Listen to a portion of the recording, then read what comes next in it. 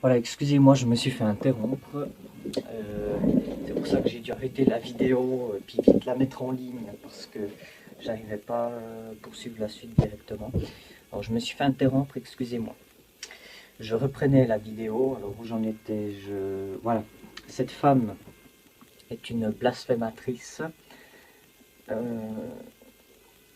énorme, donc elle vénère le démon Isis.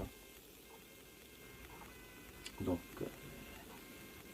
elle dit qu'elle a inspiré l'Isis, tous ces trucs. Elle dit qu'elle aurait vu, elle serait allée entre guillemets au paradis, mais on voit très bien que c'est le deuxième ciel. Donc elle n'est pas allée au troisième ciel, parce que si elle serait allée vraiment au paradis, au troisième ciel, elle aurait vu qui comme roi? Elle aurait vu Dieu le Père, son Fils Jésus-Christ et le Saint-Esprit.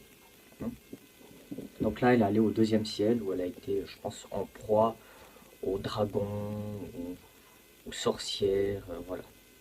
Il y a tous les démons qu'on connaît, du paganisme. Donc cette femme est une grosse blasphématrice. Voilà.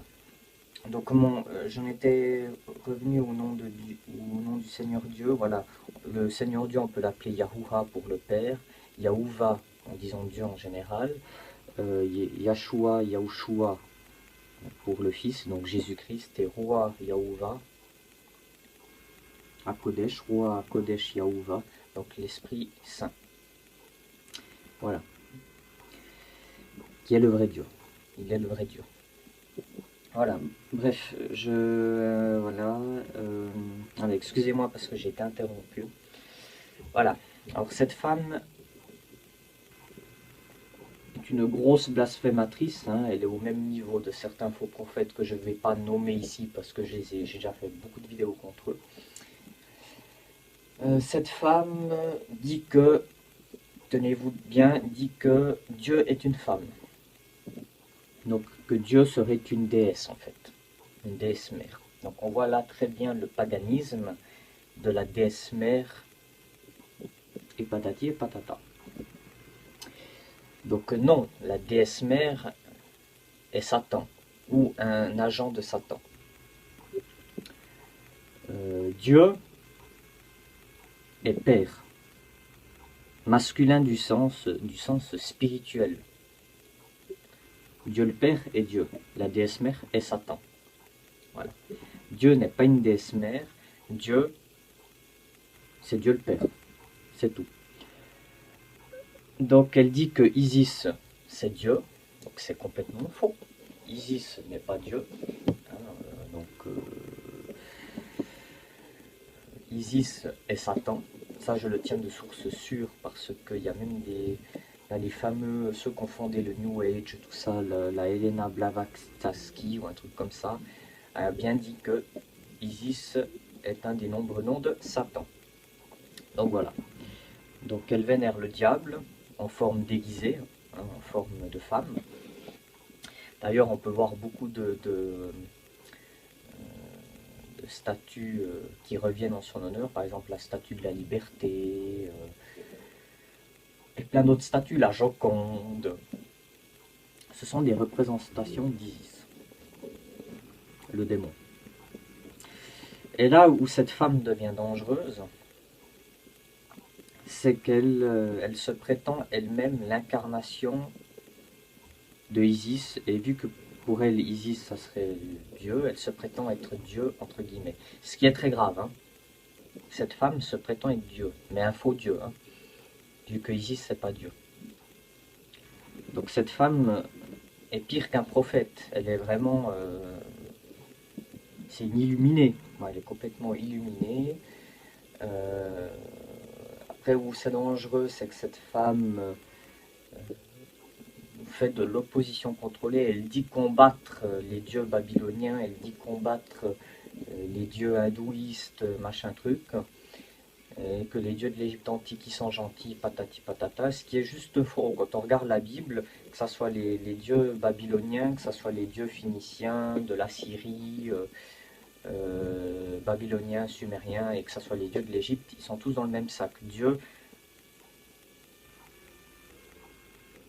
le vrai, Donc le vrai Dieu a en horreur les idoles d'Égypte, de Babylone et tout ça. Il ne fait pas de différence. Pour lui, ce sont des démons, tout simplement.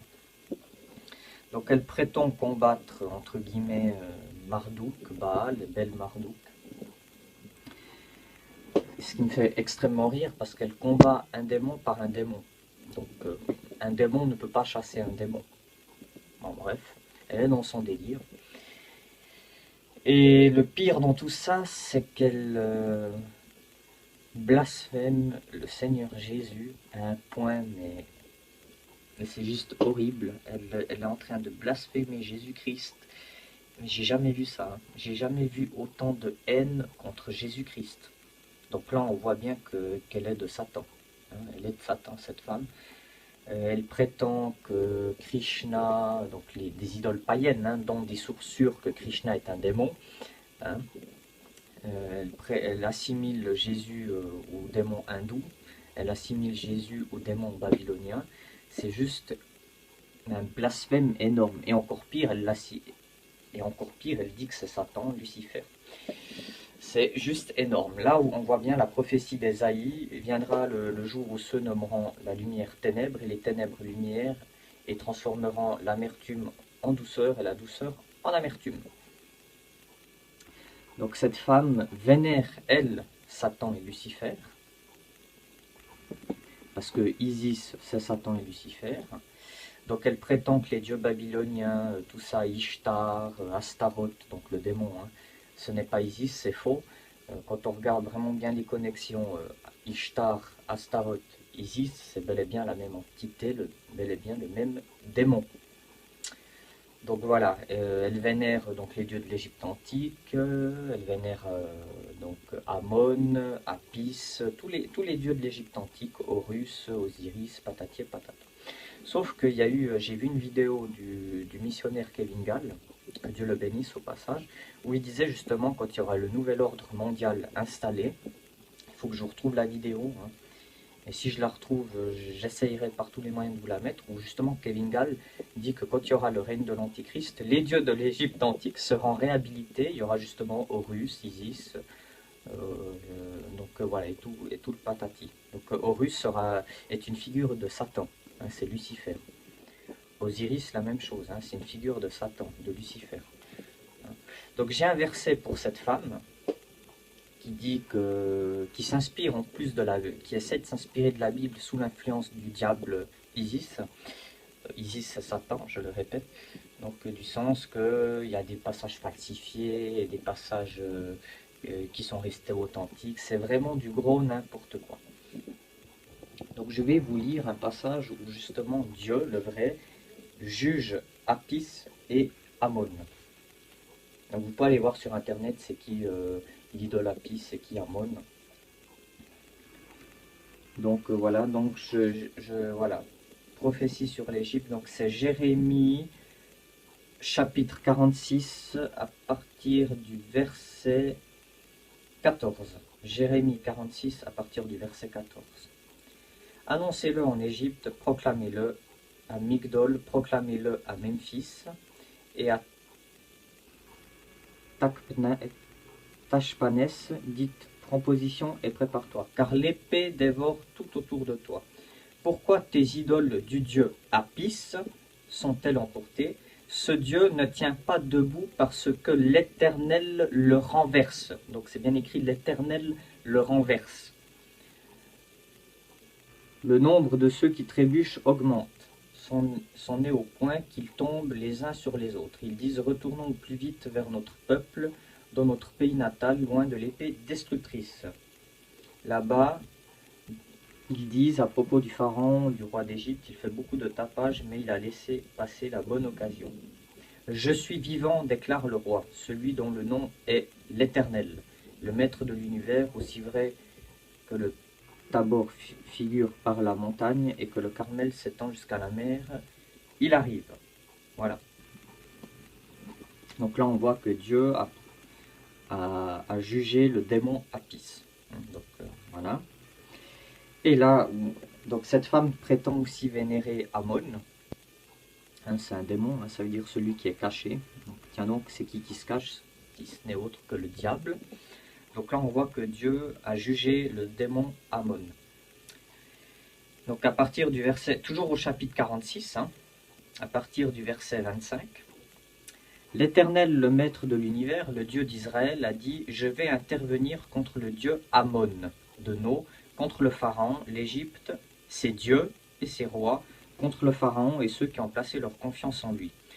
Je le livrerai entre les mains de ceux qui veulent à leur vie, entre les mains de Nebuchadnezzar, roi de Babylone, et de ses serviteurs. Cependant, après cela, l'Égypte retrouvera sa situation passée, déclare l'Éternel.